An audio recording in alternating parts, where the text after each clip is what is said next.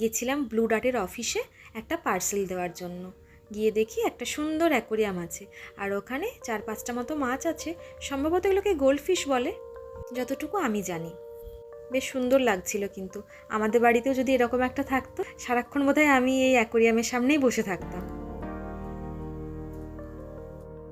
ফেরার পথে এরকম একটা সুন্দর গাছ দেখলাম, যে গাছটাতে পাতাগুলোই ফুলের মতন হয়ে আছে। তো গাছটাতেই কিন্তু পাতা, তাও দেখে মনে হচ্ছে যেন আগার দিকগুলোতে সুন্দর ফুল ধরে আছে। আজকের ওয়েদারটা একটু অন্যরকম ছিল, মেঘলা ছিল তো, তাই রোদটা কম ছিল। তাও বাইরে যাচ্ছি মানে অবশ্যই আমি ছাতা নিয়ে যাব।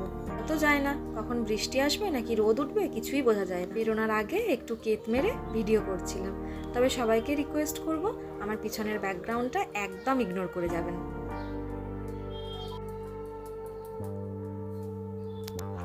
ছাতাটা তবে কাজে লেগেই গেছিল। যাওয়ার সময় সেভাবে রোদ ছিল না, কিন্তু ফেরার পথে অনেকটা রোদ উঠেছিল। চলুন আসি তাহলে, দেখা হবে আবার অন্য ভিডিওতে।